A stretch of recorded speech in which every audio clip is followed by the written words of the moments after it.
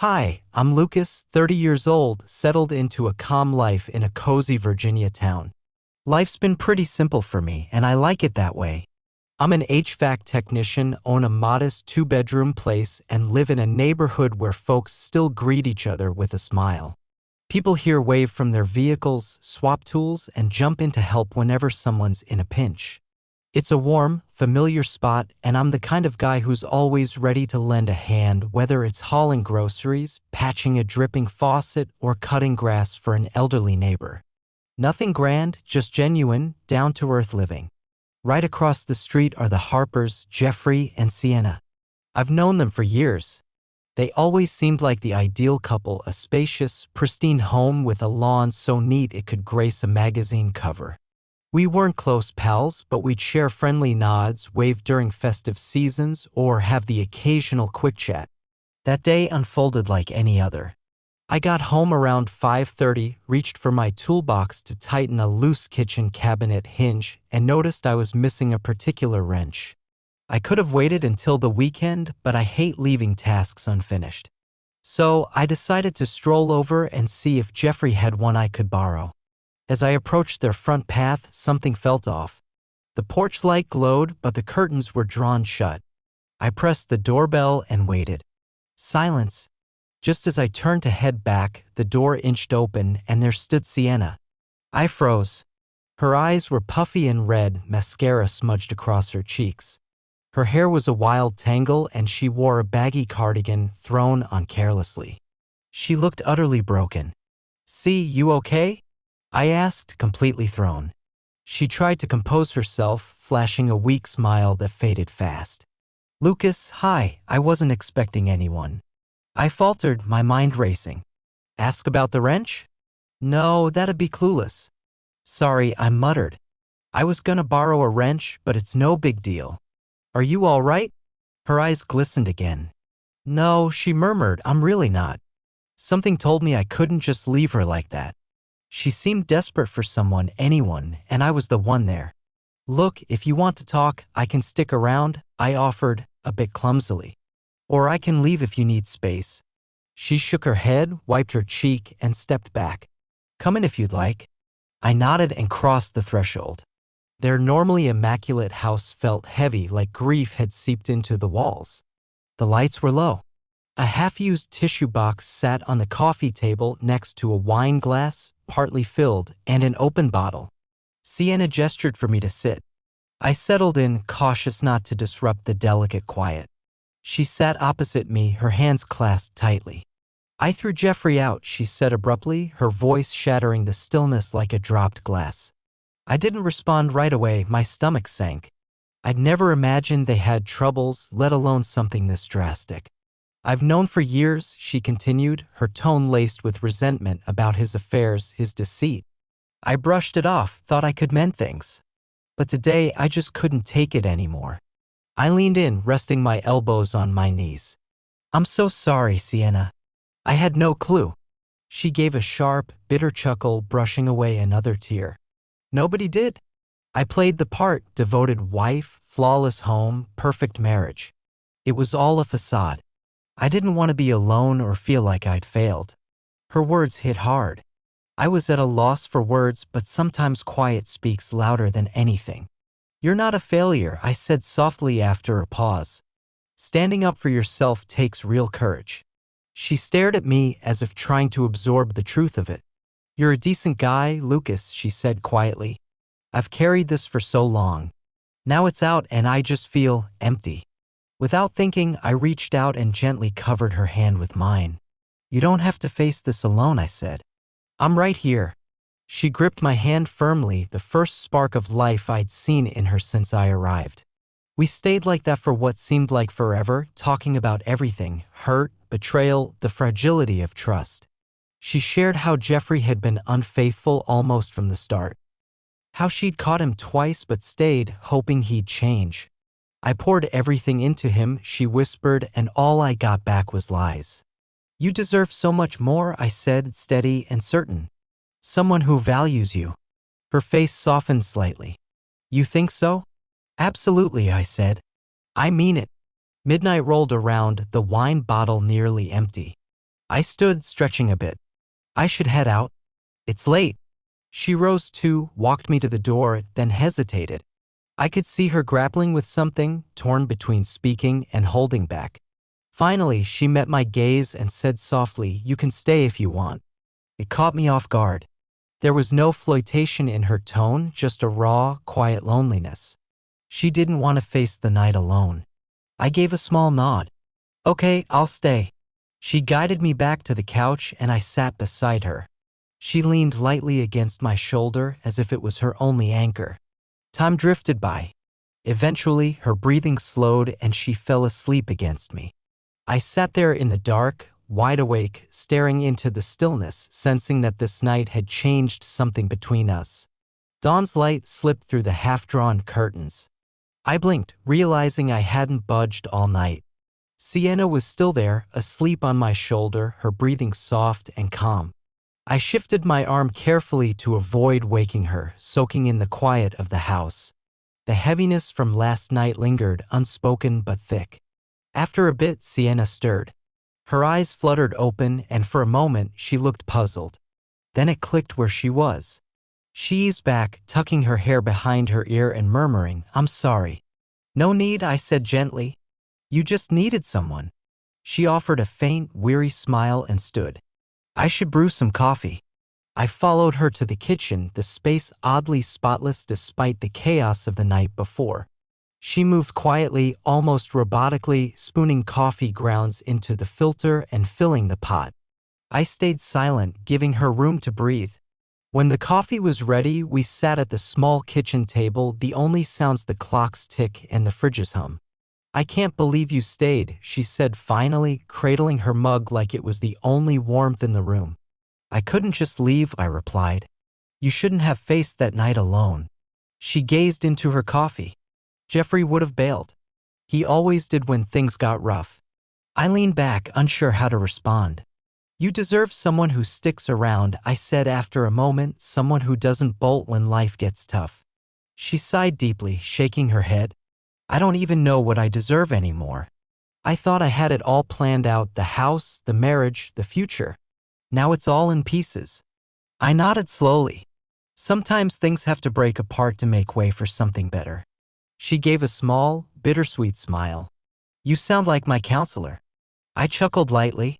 "Guess I've been through enough heartache to sound wise." That surprised her. "You? You always seem so put together." I shrugged. "I was engaged once. She called it off 6 months before the wedding, said she wasn't ready.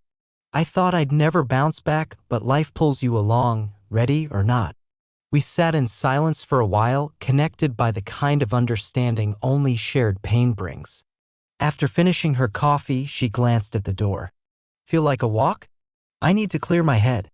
The late morning air was crisp but pleasant. We wandered through the quiet streets, passing familiar houses and tidy lawns. Oddly, no one waved this time, as if the world sensed she needed space. "I'd forgotten how good fresh air feels," Sienna said softly, walking beside me. "I've been trapped in my own thoughts too long."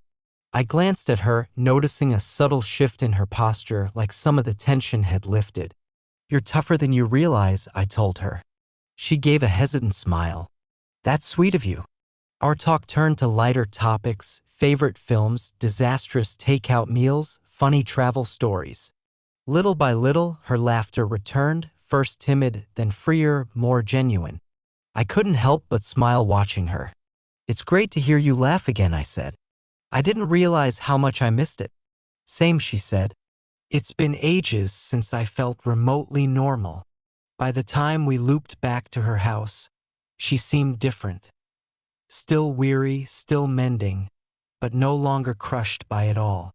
At the base of her front steps, she turned to me. "Thanks, Lucas. I've never had someone step up like you did." "No need to thank me," I said sincerely. "I'm just glad I was there." Her gaze was steady, her voice a bit shaky. "I've been around people for years, but I've never felt this secure." I didn't know how to reply, but I felt it too. That subtle connection, unspoken but real. I gave a small nod and said quietly, "Anytime, Sienna." I started to head home when her hand gently caught my wrist. I turned back. "Would you stay for lunch?" she asked, her voice almost shy. "I know it's a lot after last night, but I'm not ready to be alone." Her raw honesty hit me hard. "Of course," I said with a warm smile. "I'd love to."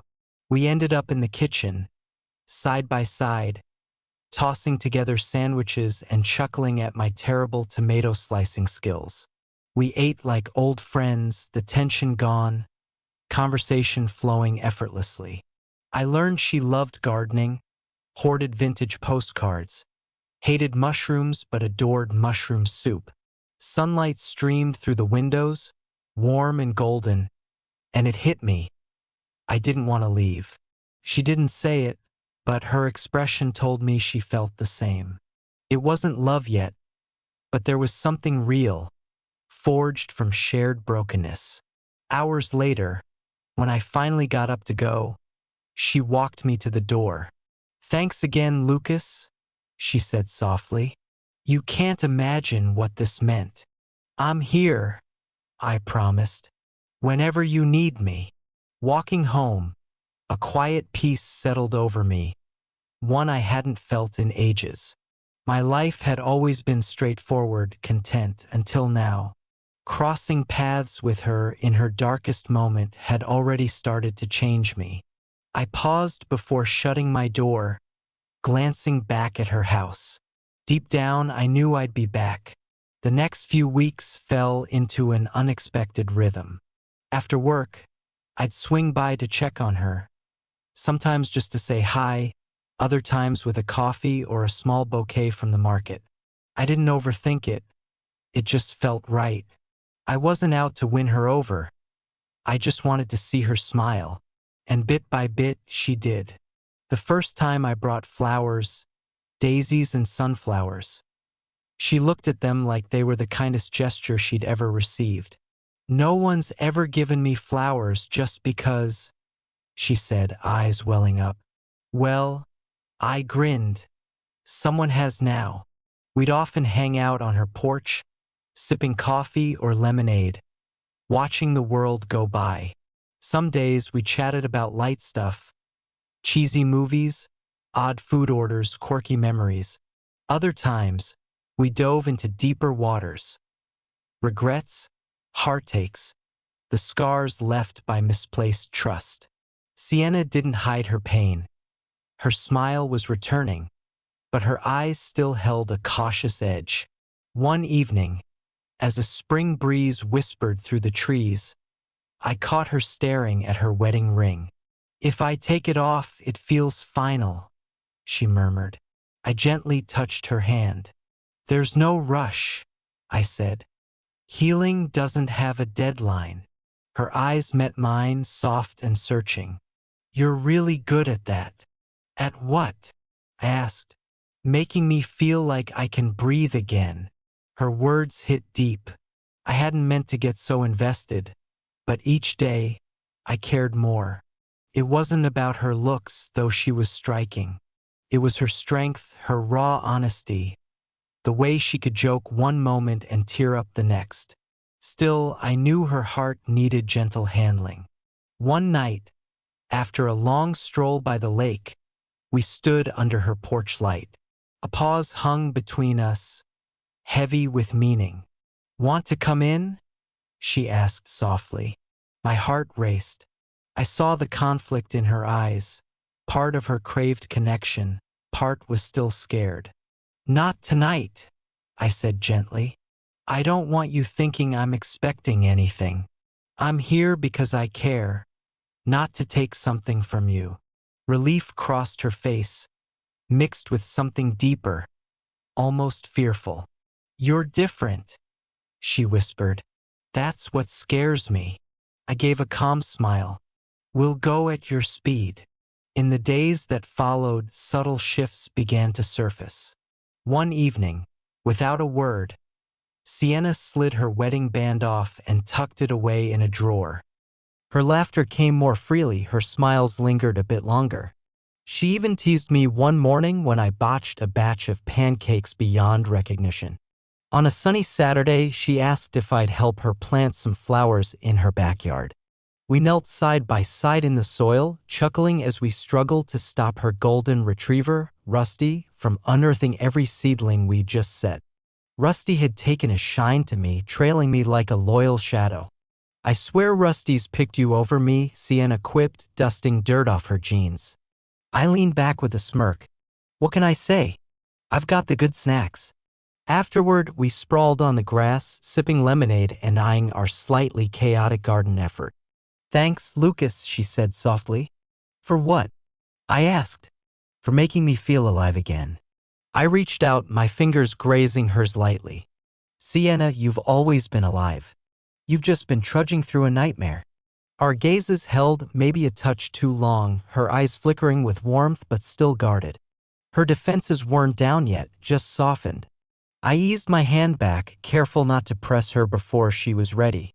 A few days later, I got home from work and found a small package on my doorstep.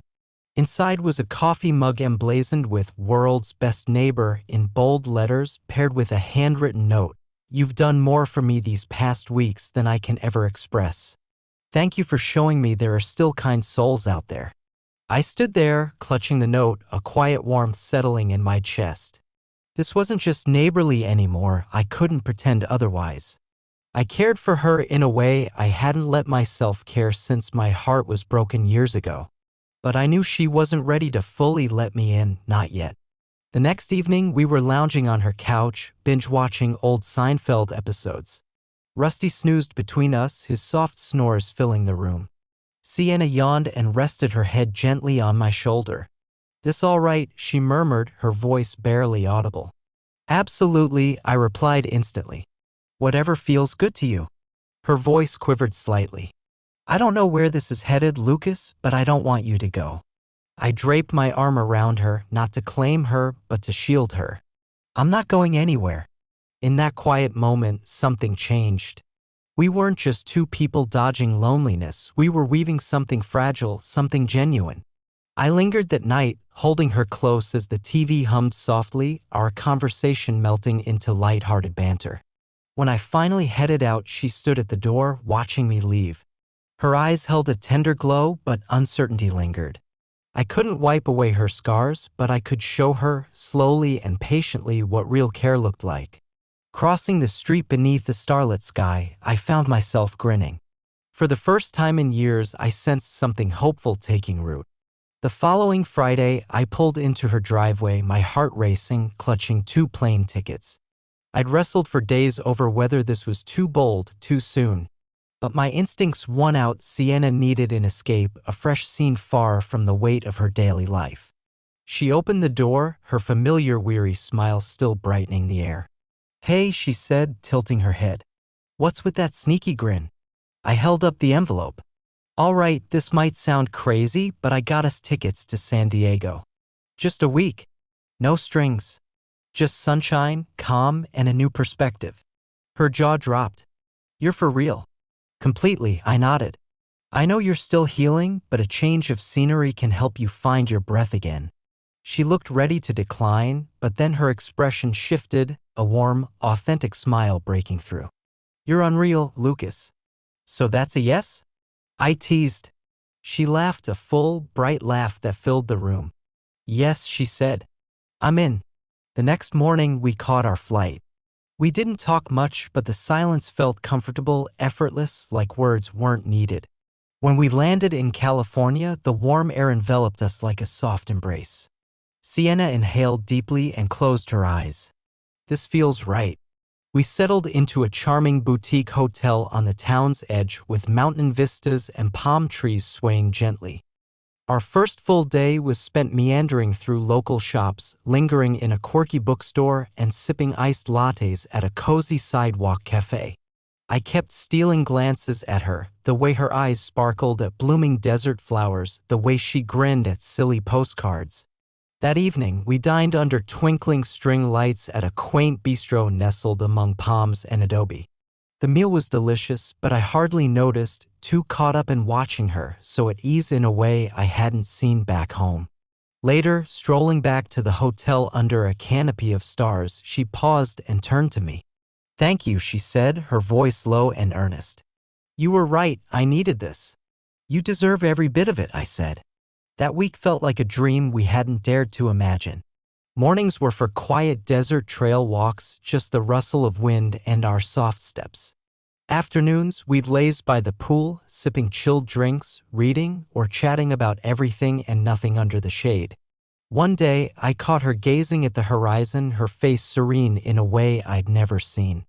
"I never thought I'd feel this kind of peace again," she said softly. "You've given me that, Lucas."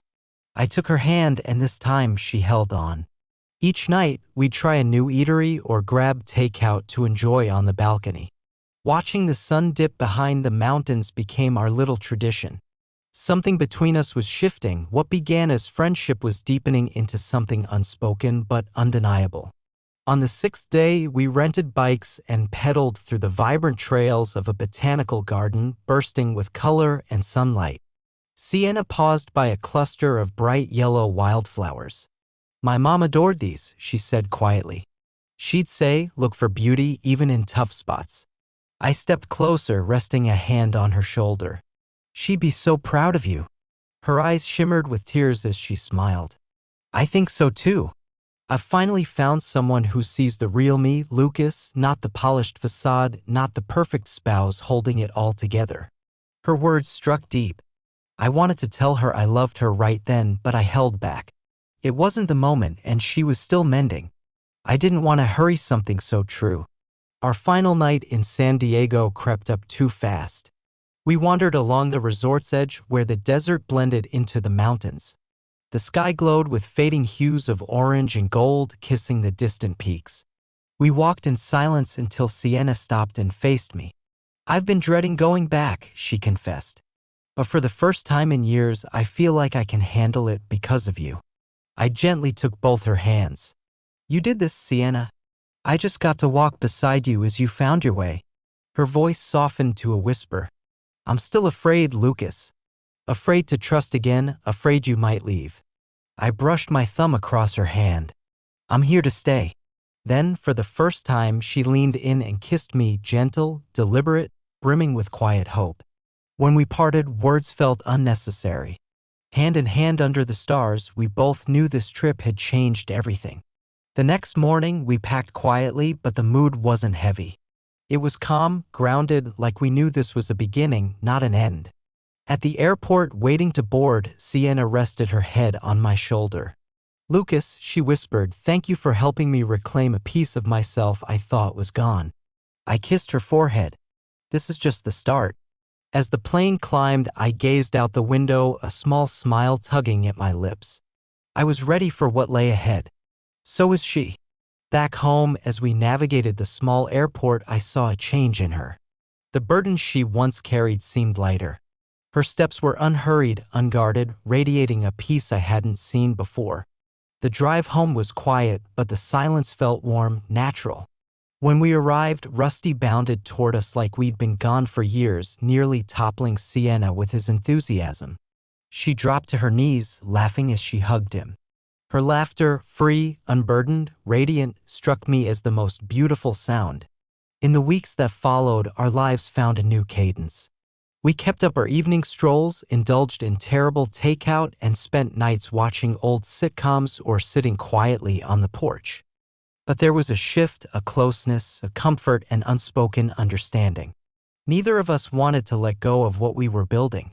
One evening, as we walked our usual lake path, she slipped her hand into mine without a second thought. That simple act carried more weight than words ever could. We paused at our favorite bench by the water, the sky ablaze with pinks and oranges, a gentle breeze brushing our skin. Sienna let out a slow, contented sigh, the kind that signals someone's finally breathing freely again. "I never thought I'd feel complete again," she said softly. "You were never shattered," I replied. "Just wounded." She squeezed my hand. "You can't imagine what you've done for me, Lucas. I don't know how to thank you." "You don't need to." I'd known for a while what I wanted. I'd replayed it countless times in my mind, imagining every outcome. And in that moment, I knew it was time. I stood slowly, turning to face her. She looked up curious, her expression soft and questioning. I reached into my jacket and pulled out the small velvet box I'd carried since San Diego. Her eyes widened as she saw it. Sienna, I started, my voice steady despite the wild thump of my heart. Neither of us saw this coming. We weren't searching for it, but what we've got, it's true and real. I held her gaze, letting the moment breathe. You've rekindled my faith and love. You've taught me what it means to care without tallying points, to stick around when life gets tangled and unsure. I can't imagine my days without you. I opened the velvet box, revealing a sleek, timeless diamond ring. Will you marry me? Sienna's eyes flicked to the ring, then back to me, her hands trembling as they rose to cover her mouth, tears brimming.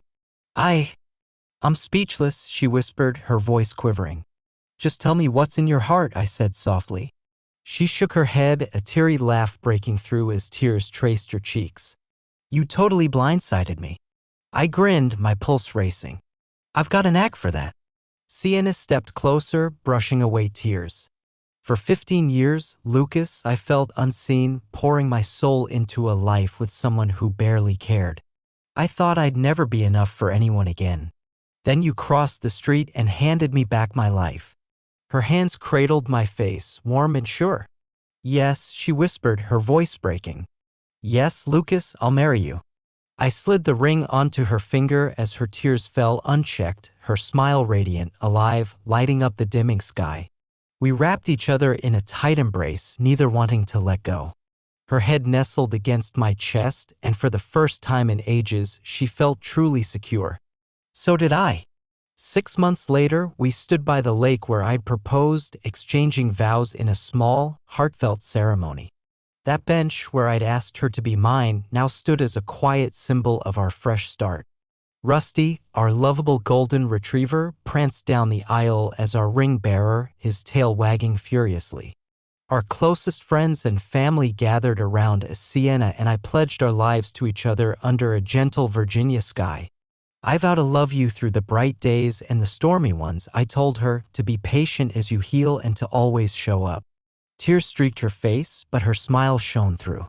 I vow to let myself be loved, she said, her voice firm yet laced with emotion, to trust this is real and to always remember you pulled me through when I couldn't save myself. When the officiant pronounced us husband and wife, I kissed her deeply, unhurried, beneath that vast blue sky, surrounded by those who meant the most. Our life together wasn't flawless, far from it. There were rough patches, nights when old fears slunk back, moments when past scars ached. But we never faced them alone. We clasped hands through every challenge. We explored new places, welcomed another rescue pup into our home, and transformed her house, now ours, into a haven of joy, warmth, and new beginnings. Evenings often found us on the porch, Rusty dozing at our feet, the lake shimmering in the sunset's glow. Sienna would rest her head on my shoulder and murmur, I never dreamed I'd have this, and I'd reply, you deserve every moment of it. Our bond didn't spring from some idyllic storybook. It grew from patience, compassion, daring to trust again when it felt impossible, and choosing each other when walking away would have been simpler. That was our tale, and it unfolded just as it was meant to.